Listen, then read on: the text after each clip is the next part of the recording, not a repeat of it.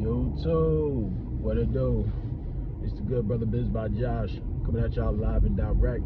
Hope y'all good, hope y'all blessed. Welcome to another episode of the Neighborhood Socialpreneur. Don't forget to like, subscribe, comment, and add recommendations for how we can make these videos more fruitful and beneficial for you all, and what topics you'd like for me to cover. That being said, let's get into it. Honestly, y'all, I just had to make a video about really just taking chances and figuring it out, man. You know, I think we're in a generation in society right now, especially if you grow up in the States, if you grow up in the US and you have certain access that a lot of other people across the country don't. We can tend to get caught up in these little bubbles of how to move. And you know, the reality is, like, some of y'all just gotta move and figure it out. Sometimes you have to move into knowing that things are going to happen, so long as you are in movement, so long as you are on that path, so long as you are on that journey. And I think a lot of times we can psych ourselves out because we don't necessarily know what it could be, and we are sacrificing our I ams for what we think could be. Never sacrifice your destiny for what could potentially be a possibility. You don't know what is going to happen in the future. None of us know that. I don't care how smart you are. The reality is, you don't know until you do it. There's been so many things in my life that I was nervous about doing, that quite frankly, because I did it without understanding the ramifications or the product, it changed the course of my life in a way which I can't even imagine, right?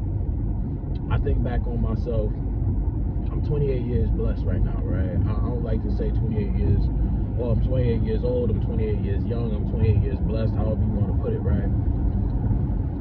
And I think back on that young 18-year-old kid. For those of y'all who don't know, I grew up between a small city known as Waterbury, Connecticut, and the larger city of South Bronx, where my family is originally from. I split my childhood between those two places. So for me, coming from two different inner cities, there wasn't a lot of opportunities in those places, right? And I remember being a freshman in college and reaching out to a English professor who was over the junior and senior class as a freshman and asking if I could meet with him. He told me, I usually don't do this, but yeah, if you can make it to my office at 3 o'clock on Tuesday or what have you, right? I forget the specific day. He's like, I'll gladly speak with you. I guess he may have been intrigued, and also he was just another black man who had came from certain circumstances. He had been incarcerated for some time, and then after he got out of incarceration, he had ended up becoming a professor. And there was something about that story that intrigued me because I had saw it on the site's webpage, right? So I go to speak with this man, and he asked me, hey, so like, why'd you want to meet with me? And I said, something about your page intrigued me, and I just wanted to put a face to a name and know more about you. So he starts asking me questions about myself, and I tell him, hey, I'm a music business and sound recording major at the time, right? This is before I, went and found exactly what it is I wanted to do. And I remember him asking me, hey, so you said that you're going to be transferring from this school and you're going to be going to another school back in New York, correct? I'm like, yes, sir. He was like, have you already been accepted? I'm like, no, sir. He's like, do you have a place to live? I said, no, sir. Do you have any money saved up for this trip? I said, no, sir. had about $400 to my name at best, which at 18 years old, you feel like a baller shot caller, right? And that was from probably like a student refund or what have you. And I just remember thinking to myself, because I'd had so many different people at this point in time tell me that this thing wouldn't work, this idea of mine wouldn't work, this, wanting and desiring to go and do, these things and go back to the big city and like go to a larger university and, actually go get my education wouldn't work. And I remember telling him, no, I don't have any of this lined up. And he turns and says to me, well, you're gonna need some type of job to be able to support yourself. I got an idea. Let me make a couple calls. So he calls somebody at a organization that's hiring for internships. They're hiring for audio engineers, right? And it was actually at a spot in the South Bronx, in a neighborhood that I knew very well because I had spent time living there when I was younger. And I remember him telling me that, or I remember him being on the phone with this person and saying, hey, I got a good young man here who it would be interesting for you all to meet with. I know you have the internship program coming up in the summertime. He may be a good candidate. We just want to see if we can help the brother out. That phone call led to me reaching out to them that same day, right? Led to me reaching out to them the same day. I told them, hey, I plan on going to this university. I plan on being out there in New York. And I plan on just figuring it out, right? That led to them interviewing me. And that led to me ended up getting that internship and becoming part of that program. And it was enough to pay me, I think at the time it was $990 for the first 2 weeks. And I did so well with that internship that they decided to bring me back for the entire year. Mind you, I had to commute from Waterbury, Connecticut to the South Bronx every single day for 2 weeks, back and forth on the train, which if you know the New York metropolitan area, it's about a 2.5 hour trip. And I had to be there at 9 o'clock. So I would get up at 5:30 to make sure I caught the 6:15 train to make sure that I got there by about 8:15, 8:30, because if I caught it any later, I wouldn't get there till 10 o'clock. So I had to get up and I had to go. But then between that, plus a summer job, plus getting accepted into the university I wanted to get into, I was able to save up enough money to be able to move out there and start at that university. Shout out to St. John's University. Shout out my Johnnies. But I say all that to say that when you are moving with a spirit of intent, and when you are moving in the energy that is for you, you have to do the work. And when you do the work, the universe starts to understand, hey, this person is not going to bend, this person is not going to break.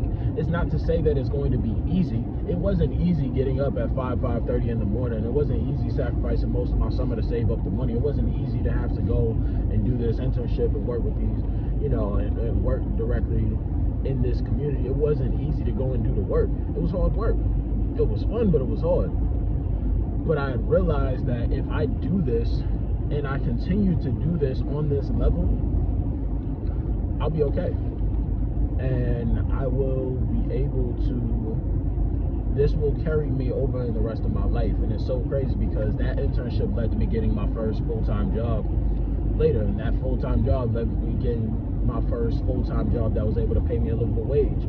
That full-time job was able to pay me or give me enough experience to be able to allow me to go and get my first tech job.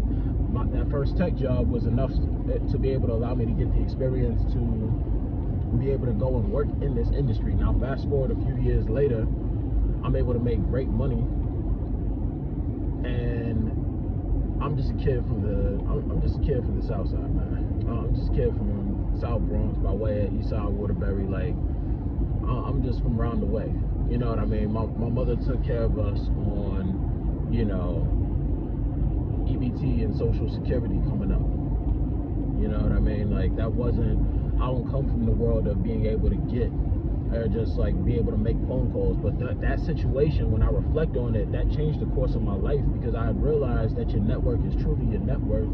And ultimately, when you are moving within a spirit of intent, and when you are moving as a person who is looking to build and looking to add value, then the universe is going to get out of your way. So I say all this to say that, you know, continue to keep building, continue to keep striving, and continue to search for people who are going to be willing to take a chance on you, because there's plenty of people who will. There's plenty of people who will. You just have to be the type of person who, when you walk into the room, you know that you're going to end up doing the job to the best of your ability. You have to put your best foot forward in everything that you do. But when you do, I promise you, just get in there and figure it out. We need more people in these spaces that are willing to get in and figure it out. If you had told 18-year-old Josh that 28-year-old Josh would be a technical account exec and running his own solution engineering consultancy, and even having engineer anywhere near my name, I would have looked at you like, yo, you're lying. But we got in and we figured it out. And after you figure it out, then you start to be able to move with a certain level of intention, a certain level of purpose. But you got to get in that room. You got to get in that room. And I misspoke right there, actually. You want to move with a certain level of intention. Even if you don't necessarily know what the product is, you have to respect the process. And that's what it's all about. So I wanted to come on and make this video because, again, one of my goals is to be more consistent with making YouTube videos, make higher quality videos. I want to get to at least 200 videos, hopefully by the end of this year, right? Because I want to make at least 2 videos a week to be able to put up and put out. And I already know I'm on like maybe video 59, maybe video 60, and some of the quality on these is gonna suck. I already know it's going to suck, right? I know it's gonna take time for me to actually get involved in the algorithm. It's gonna take time for me to actually build this thing up. Like, I don't plan on quitting my job anytime soon to go and become a full-time YouTuber or anything like that. But I want to actually be able to provide and add value in this space. But to do that, you need to show that you can be consistent with no product and no reward attached. And I realize that that's the work that it's going to take. There's people who are posting every single day, and they're posting high-quality videos every single day, right? There's people who have doctorates and who are attorneys and who are doctors and have 30-plus years of experience in their fields and are industry experts. And even them, they don't necessarily get, they don't necessarily get the coverage that they should, right? And they're posting on a far more regular basis than myself. But I realized that for me, the intention is to put out quality content and information to be able to help all generations, to be able to help this next generation, to be able to help people be able to make better decisions within your mind, within your body, within your spirit, within your finances, right? And that's my hope. And, you know, whether this video gets 1 view or 100 or whatever, if one person gets positively impacted, that's what's important, right? And even if nobody gets impacted and I say, hey, this is what I wanted to do, I can at least say that I did it, right? And I can at least say I put my best foot forward, and when I'm 80, 90 years old, I don't have to wonder about, hey, dang, I wish I would have made that channel. I wish I would have started that, you know, that company. I wish I would have made that business. I wish I would have done these things. I can gladly live and die on the fact that I tried and I failed than saying I'm not sure I could have done it, or I didn't do it and I feel like I had the skills. I'd rather say I tried and I failed. And I think as a society, we have to get back to that. Being okay with trying and failing. Yes, I know expenses are higher than they should be. I know people's pockets are stretched. I know. And this is not me advertising and saying, hey, go quit your job. No, you better keep your job. Don't play with me now. Don't come back and say, hey, yo, Biz by Josh said, hey, quit your job. Biz by Josh did not say that. Okay? Get your money. You dig? Please. I'm I'm on my way to work right now. Ain't nobody playing with that. But what I am saying is, find that thing that you want to do, that you desire doing, build it, and figure out the details later. But get started. Get on the path. The journey of 1,000 miles begins with the first step. Please get on the path. Start now. Start now. Anyways, that's my video for today. I know I can tend to ramble. Again, this was not a scripted video. This was something that I was thinking about and I wanted to put out for folks. And I hope it helps somebody, right? Even if, hey, if I'm the only person who watches this for the foreseeable future, or 5 people watch it, it's all good. What I hope is that this helps somebody, though. So don't forget to like, subscribe, comment. Let me know your thoughts in the chat, and also let me know a story where you just had to figure it out and you just started and you figured it out. I feel like that's extremely motivating and important for a lot of people to know and hear and understand that, hey, you can just hop in and figure it out. So I appreciate y'all. One love, one life. Peace.